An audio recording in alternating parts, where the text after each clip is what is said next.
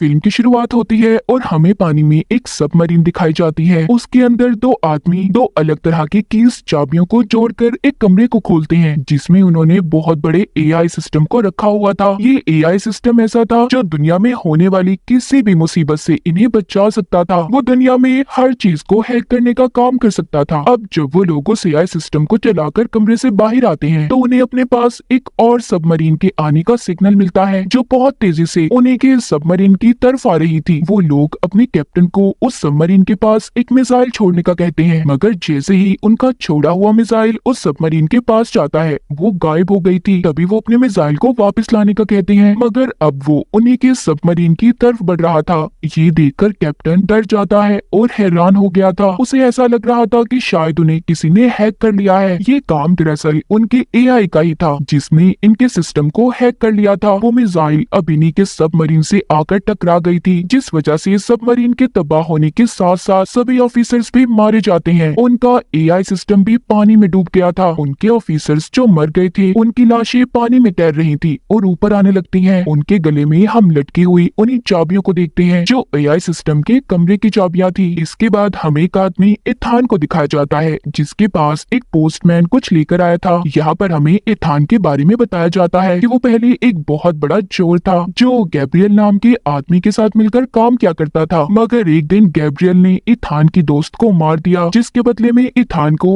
IMF वालों ने मुजरिम समझकर पकड़ लिया। लेकिन जब आईएमएफ के डायरेक्टर को इथान की काबिलियत के बारे में पता चला तो उन्होंने उसकी सजा को माफ करवा के आईएमएफ का एजेंट बना दिया। अब इथान के पास एक काम आता है, उसने दो चाबियों को ढूंढना था और वो वही चाबियां थी जो हमने कहानी के शुरू में देखी, जिससे एआई के सिस्टम को खोला जा सकता था। इस वक्त वो चाबियां एक लड़की के पास थी जो आईएमएफ की एक एजेंट थी। उसे वो इस्तांबुल से मिली थी। उस लड़की के ऊपर 5 करोड़ का इनाम भी था। इथान को अब वो चाबियां किसी भी कीमत पर ढूंढनी थी। दूसरी तरफ हमें वही लड़की दिखाई जाती है जिसके पास चाबियां थी। वो रेगिस्तान के इलाके में कुछ आदमियों से लड़ रही थी जो उसकी जान के दुश्मन थे। वो अपनी स्नाइपर गन से उनका मुकाबला करती है। तभी उसकी मदद करने वहाँ पर इथान भी आ गया था, लेकिन उस लड़की के पास जैसे ही इथान जाता है वो लड़की मर गई थी। इसके बाद हमें एक मीटिंग दिखाई जाती है जहाँ पर सभी आईएमएफ के ऑफिसर्स बैठे एक एजेंट से मीटिंग कर रहे थे। वो एजेंट इन्हें यहाँ पर एक एआई सिस्टम के बारे में बताता है जो अब खुद से काम करने लगा है। इनको बहुत सी तबाहियों के रिकॉर्ड्स भी मिले थे, मगर कहीं पर भी एआई का नाम नहीं था कि उसकी वजह से ये सब कुछ हो रहा है। मगर वो एजेंट बताता है कि वो एआई अब खुद से काम कर रहा है। वहीं पर अब आईएमएफ के डायरेक्टर इनसे बात करते हैं और बता कि रशिया अपनी दो अलग अलग किस्म की चाबियों को ढूंढ रहा है जिससे वो अपने एआई सिस्टम को कंट्रोल कर सकते हैं, जो उन्होंने कई सालों पहले बनाया था। अगर उन्हें वो चाबियां ना मिली तो दुनिया में बहुत बड़ा खतरा आ सकता है। लेकिन ये चाबियां किस लिए और इनसे क्या खोला जा सकता था, इस बारे में इन्हें अब तक कुछ भी नहीं पता था। लेकिन दुनिया में जितनी भी एजेंसीज हैं सब उन चाबियों को ढूंढ रही है। शायद उससे एआई सिस्टम को कंट्रोल किया जा सकता है, जिससे पूरी दुनिया के सिस्टम को हैक करके तबाह किया जा सकता है। वो बताते हैं इन चाबियों का एक हिस्सा हमारे एजेंट को मिला था जिसको लेने हमने इथान को भेजा था, मगर अभी तक उसका कुछ पता नहीं चला। तभी यहाँ पर एक एजेंट आकर आईएमएफ के डायरेक्टर को एक मास्क देता है और वहाँ पर जहरीली गैस को छोड़ देता है, जिससे सब बेहोश हो गए थे। बस वो एजेंट और डायरेक्टर ही बचे थे। वो एजेंट दरअसल असल में इथान था। डायरेक्टर उससे पूछते हैं तुमने ऐसा क्यों किया। इथान उन्हें बताता है कि मैं उसी लड़की एजेंट के पास गया था जिसके पास से मुझे ये चाबी मिली। मैंने ये चाबी ले ली और मैंने उसे मर जाने का नाटक करने का कहा ताकि जो भी लोग उसके पीछे पड़े हैं वो हट जाए और उसकी जान बच जाए। वो अपने डायरेक्टर से कहता है इस चाबी का दूसरा हिस्सा ढूंढने के बाद ही एआई सिस्टम को खत्म कर दूंगा। ये सुनकर डायरेक्टर कहते हैं तुम जानते हो कितनी एजेंसीज उस एआई सिस्टम के पीछे पड़ी हैं। वो कहता है हाँ मैं जानता हूँ, और मैं ये भी जानता हूँ अगर किसी भी एजेंसी ने उसे हासिल भी कर लिया तो वो इतना खतरनाक है उसे कोई भी कंट्रोल नहीं कर पाएगा, जिससे दुनिया में तबाही फैलेगी। इसीलिए मैं उसे खत्म करना चाहता हूँ। अब कुछ दिन के बाद हमें दुबई एयरपोर्ट को दिखाया जाता है। एक ऑफिसर जो अपनी टीम के साथ इथान को ढूंढ रहा था क्योंकि उसे पता चल चुका था कि चाबी का एक हिस्सा इथान के पास है। उन्हें इथान मिल जाता है, मगर दिखने पर वो इथान नहीं था क्योंकि वहाँ पर जो इथान के साथी थे उन्होंने सारे कैमरा सिस्टम को हैक कर लिया था, जिससे उस ऑफिसर को चलता हुआ हर आदमी इथान नजर आ रहा था। उधर दूसरी तरफ इथान जो एक आदमी के पास पहुँचता है जिसके पास चाबी का दूसरा हिस्सा था, मगर अब वो चाबी एक लड़की चुरा कर भाग जाती है। उसके बारे में इथान के साथी जब पता करते हैं तो इन्हें पता चलता है कि लड़की जिसका नाम ग्रेस था वो बहुत ही मशहूर और चालाक चोरनी थी। उस पर बहुत से इल्जामात भी लगे थे। तभी एयरपोर्ट पर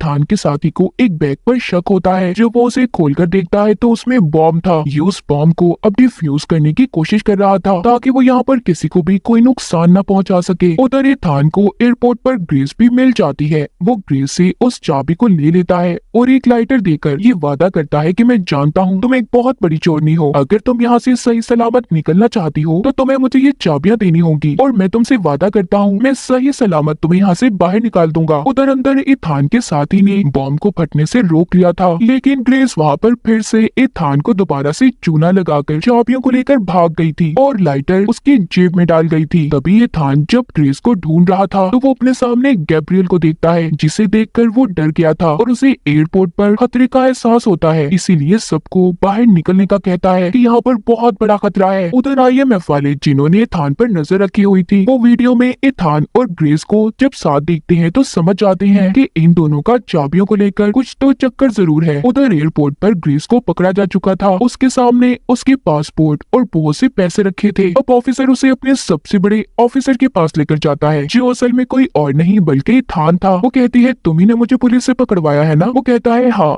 अब तुम मुझे बताओ वो चाबियां तुम क्यों हासिल करना चाहती हो? वो बताती है मैं नहीं जानती उन चाबियों के बारे में असल राज क्या है। मुझे तो सिर्फ ये बताया गया था कि मुझे इन चाबियों को एक आदमी के पास बेचना है जो मुझे बहुत से पैसे देगा, और तुम्हारे बारे में भी बताया गया था। इतना कहकर जब ये दोबारा से इथान के साथ जा रही थी, एक बार फिर ग्रेस इथान को धोखा दे देती है। ऑफिसर्स के दरमियान में फंसाकर वो वहाँ से भाग गई थी और नीचे जाकर गाड़ी को लेकर चलाकर वहाँ से चली जाती है। उसका पीछा एक बाइक पर इथान भी कर रहा था। तभी ग्रेस के सामने कुछ गुंडे आ जाते हैं जो उसे अब तंग कर रहे थे और गाड़ी से बाहर निकलने का कहते हैं। वहाँ पर जल्दी से अब इथान भी आ गया था। उसने ग्रेस को बचा लिया था और उसके हाथ पर अपने हाथ के साथ हथकड़ी को बांध देता है ताकि वो भाग न सके। उधर ही वो ऑफिसर जो इथान को पकड़ने में लगा हुआ था वहाँ पर आ जाते हैं। इसी दौरान एक लड़की कातिल उनके पीछे पड़ जाती है। उसने ऑफिसर्स पर हमला कर दिया था और ग्रेस और इथान के पीछे पड़ चुकी थी। वो भी उनसे चाबियां हासिल करना चाहती थी। इथान और ग्रेस उससे बचकर एक गाड़ी को ऊंचे नीचे रास्तों से लेकर भगाते हैं। वो लड़की भी उनका पीछा कर रही थी। ये लोग जैसे तैसे उस लड़की को चकमा देकर निकल गए थे। ग्रेस को जब इथान आजाद करता है तो वो फायदा उठाकर गाड़ी के स्टीयरिंग के साथ इथान को बांधकर चली जाती है, जिसके बाद इथान किसी तरह आजाद होकर जब बाहर आता है उधर उसकी टीम के सभी लोग थे जो उसे ढूंढ रहे थे, वो भी इथान को लेकर अपने ऑफिस में आ जाते हैं। यहाँ पर इन्हें पता चलता है कि एक लेडी जो बहुत अमीर है उसकी पार्टी में ग्रेस उन चाबियों को बेचने वाली है, मगर अब तक यहाँ पर ये कोई भी नहीं जानता था कि उन चाबियों से आखिर होता क्या है। इथान का एक साथी बताता है कि मुझे एयरपोर्ट पर एक बैग में बॉम्ब मिला था जिसको किसी AI ने डिजाइन किया। मुझे ऐसा लगता है कि वहाँ पर जो आदमी उस बॉम्ब को छोड़कर गया होगा वो AI का भेजा गया आदमी था। तभी यहाँ पर इथान को याद आता है कि मैंने उस दिन एयरपोर्ट पर गैब्रियल को देखा था जो अचानक से मेरी आंखों के सामने गायब हो गया। इसका मतलब AI ने मेरे चश्मे को हैक किया, तभी तो गैब्रियल मेरी आंखों के सामने से गायब हो गया और मैं उसे देख भी नहीं पाया। और मुझे वैसा लगता है कि AI ने गैब्रियल को ही चुना है अपने लिए, वो उसके लिए काम कर रहा है। मैं उसे बहुत अच्छे से जानता हूँ, मैं गैब्रियल के साथ काम कर चुका हूँ, वो बहुत खतरनाक है। यहीं पर इथान के साथ लेडी ऑफिसर भी उसके बारे में जानती थी। वो कहती है गैब्रियल के बारे में मैंने सुना है, उसे मौत का सौदागर कहा जाता है, वो किसी भी चीज से नहीं डरता। इथान को अब डर लगने लगा था। वो कहता है कि अगर AI हमें कंट्रोल कर रहा है और हम पर नजर रख रहा है, उसे ये भी पता है कि अभी हम इस वक्त यहाँ पर हैं, ये हमारे लिए बहुत बड़ा खतरा है। हमें किसी भी तरह AI के सिस्टम को दुनिया में फैलने से रोकना होगा। इसके बाद हमें एक पार्टी दिखाई जाती है जहाँ पर ग्रेस उन्हीं चाबियों को बेचने आई थी, जिसका सौदागर खरीदने वाला कोई और नहीं बल्कि गैब्रियल था। वहाँ पर वो कातिल लड़की भी थी जो इथान और ग्रेस के पीछे पड़ी थी। इसका मतलब ये भी AI के लिए काम कर रही थी। वहीं पर थोड़ी देर बाद इथान भी आ जाता है, जिसे इस पार्टी के बारे में ग्रेस नहीं बताया था। गैब्रियल इथान को देखकर हैरान हो जाता है। यहाँ पर पार्टी की होस्ट आती है, वही अमीर लेडी जो एक ब्लैक मार्केट की डीलर थी, जिसके बारे में पहले ग्रेस ने इथान को भी बताया था। उसी ने ग्रेस को गैब्रियल को चाबियां देने का काम दिया था। वो आकर गैब्रियल से मिलती है। वो अमीर लेडी सबको बिठाकर बताती है कि उन कीज से जो सभी हासिल करना चाहते हैं उससे AI की एंटिटी यानी कि उसकी बुरी ताकतों को कंट्रोल किया जा सकता है, जिसके बाद इंसान दुनिया में कुछ भी कर सकता है। तभी इथान को ये बात समझ आ गई थी कि वो सभी जो यहाँ पर इकट्ठा है उसके पीछे पीछे भी एआई का हाथ है। वहीं पर अमीर लेडी ग्रेस से चाबियां मांगती है। वहाँ पर इथान अब उस लेडी से पूछता है कि तुम्हारा उन चाबियों से क्या फायदा होगा। गैब्रियल बताता है अगर ये लेडी इन चाबियों को बेच देगी तो आने वाले कल में और भी अमीर हो सकती है, जिससे इसे बहुत से फायदे होंगे, इसे बहुत से पैसे मिलेंगे और जिसके बाद हम एआई सिस्टम को भी कंट्रोल कर सकते हैं। इथान कहता है आज जो हम यहाँ पर जमा है वो एआई की वजह से है। वो चाहता है कि उसकी चाबियों से गलत काम किए जाए। वो एआई सिस्टम ये भी जानता है कि उसे मुझसे खतरा है, तभी वो ग्रेस को चाबियां देने से मना करता है कि गलत हाथों में चाबियां कभी मत देना, जिससे बहुत बड़ी तबाही आ जाएगी। अब वो ग्रेस को इशारा करता है और उधर तभी बहुत बड़ी लड़ाई शुरू हो गई थी। सभी को चकमा देकर इथान और ग्रेस वहाँ से भाग गए थे, लेकिन ग्रेस इथान को एक बार फिर धोखा देकर अकेला ही छोड़कर गैब्रियल के पास उन चाबियों का सौदा करने चली गई थी, क्योंकि उसके भी दिल में अब पैसों का लालच था। इथान जल्दी से अपने साथी से राब्ता करता है और ग्रेस की लोकेशन का पता करने का कहता है। तो उसका साथी जब अपने कंप्यूटर पर काम कर रहा था तो वो एकदम हैरान हो जाता है, क्योंकि बिना बोले ही इथान के पास उसकी आवाज जा रही थी। वो समझ जाता है कि एआई ने उनके सारे सिस्टम्स को हैक कर लिया है। इथान को जब इसके बारे में उसका साथी बताता है तो वो भागकर वहाँ से दूर चला गया था ताकि एआई उसे ना ढूंढ पाए। तभी वहाँ पर इसका पीछा करती कातिल लड़की आ जाती है जो अब तक इसका पीछा कर रही थी। इन दोनों के बीच में बहुत ज्यादा लड़ाई होती है, मगर वो उसे वहीं पर छोड़कर ग्रेस के पास चला जाता है जो एक पुल के पास थी, जिसके बारे में इथान के साथी ने बताया था, मगर उसे पहुंचते वहां पर देर हो गई थी। उधर पुल के पास गैब्रियल ने ग्रेस को धोखा दिया था। वो उसे चाबियां लेकर उसे बहुत मारता है और बदले में कोई भी पैसा नहीं देता। तभी उसकी मदद करने जब वहां पर इथान की साथी ऑफिसर आती है तो गैब्रियल ने उसे भी मार दिया था। इथान जब उनके पास पहुंचता है तो उस लेडी ऑफिसर की मौत हो गई थी, जिस पर वो बहुत दुखी था कि अगर वो जल्दी पहुंच जाता काश उसकी जान बचा लेता। अगली सुबह ग्रेस इथान के साथ थी। वो बताती है कि गैब्रियल अब वो चाबियां एक आदमी के पास लेकर जाने वाला है जो उसे उसका इस्तेमाल बताएगा कि कैसे वो एआई सिस्टम में काम कर सकती है, और वो सब लोग एक ट्रेन में उन चाबियों की डील करने वाले हैं। ग्रेस भी इथान के साथ उसकी टीम की मदद करने के लिए तैयार थी। इथान का साथी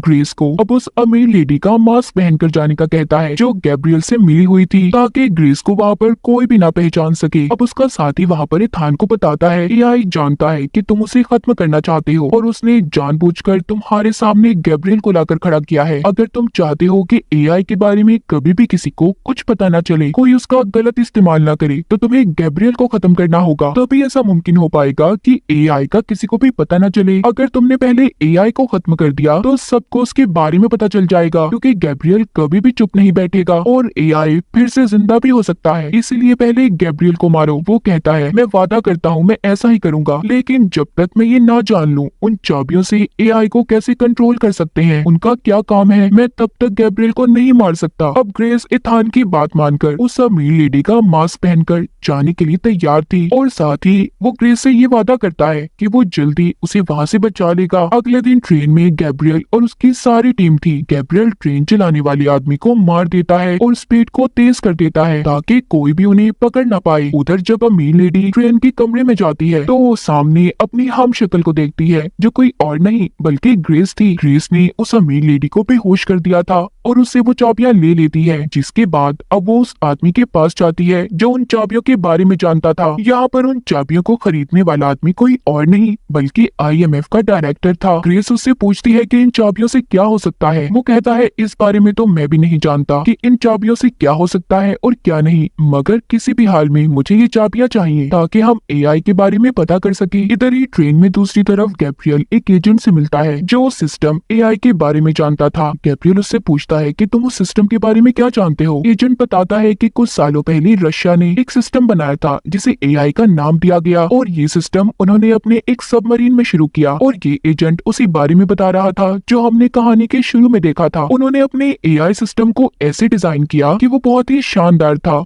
वो अपने बारे में खुद ही पता कर लेता था कि क्या सही है और क्या नहीं। इसी बात का फायदा उठाकर उस एआई सिस्टम ने उस सबमरीन को खत्म कर दिया। उसे ऐसे डिजाइन किया गया है कि वो खुद ब खुद अपने अंदर नई नई तब्दीलियां लाता है। गैब्रियल उस एजेंट से पूछता है इस बारे में और कौन जानता है। वो कहता है मैं, तुम और तुम्हारे पीछे जो लड़की खड़ी है, और कोई भी नहीं जानता। तभी गैब्रियल ने उस एजेंट को मार दिया था। गैब्रियल के पीछे जो लड़की खड़ी थी वो वही कातिल लड़की थी जो उसके साथ मिलकर काम किया करती थी। अब गैब्रियल उस लड़की को भी मारना चाहता था, लेकिन वो उससे बचकर भाग जाती है। इसी दौरान वो बहुत ज्यादा जख्मी हो गई थी। उधर दूसरी तरफ ग्रेस, जो अमीर लेडी का रूप लेकर IMF के डायरेक्टर से उन चाबियों का सौदा कर रही थी, पूछती है कि इसके बदले आप मुझे कितने पैसे देंगे। वो कहता है जितने भी तुम मांगो। ग्रेस जब उसके हाथ में वो चाबियां देती है तो IMF का डायरेक्टर खुश हो गया था, कहता है कि इससे पूरी दुनिया को तबाह किया जा सकता है। ये सुनकर ग्रेस डर गई थी। वो उन चाबियों को फिर से ले लेती है। वो जान चुकी थी कि इन चाबियों को किसी को भी गलत हाथों में देने से बहुत बड़ी तबाही हो सकती है। बाहर इथान को दिखाया जाता है, जो एक बहुत बड़ी पहाड़ी पर अपनी बाइक पर था। उसका साथी उसे वहाँ से छलांग लगाने का कहता है, जो सीधा ट्रेन में जाकर गिरेगा, और वो उसे पैराशूट पहनने का कहता है। इथान को यहाँ से छलांग लगाने से डर तो लग रहा था, मगर जब उसे अपनी एक पुरानी दोस्त और लेडी ऑफिसर की याद आती है, जिसको गैब्रियल ने मार दिया था, मगर अब वो ग्रेस को ऐसे मरने नहीं देना चाहता था, इसीलिए उसे बचाने की खातिर वो कूद जाता है। ट्रेन के अंदर भी जो असल अमीर लेडी थी, उसको होश आ गया था। इसी वजह से ग्रेस की असलियत भी सबको पता चल जाती है। वो जब वहाँ से भाग रही थी तो उस लेडी का एक आदमी उसे पकड़ लेता है और उससे उसने एक चाबी को छीन लिया था। जब वो उसे मारने वाला था, सही वक्त पर वहाँ पर ये थान आ जाता है, लेकिन वहाँ से वो चाबी अब गैब्रियल को मिल गई थी, जो उसे लेकर अब ट्रेन की छत पर आ गया था। इथान भी उसके पीछे आता है। उन दोनों की ट्रेन की छत पर बहुत ज्यादा लड़ाई हो रही थी। वो एक दूसरे को बहुत बुरी तरह से मार रहे थे। तभी यहाँ पर वही ऑफिसर आ जाता है,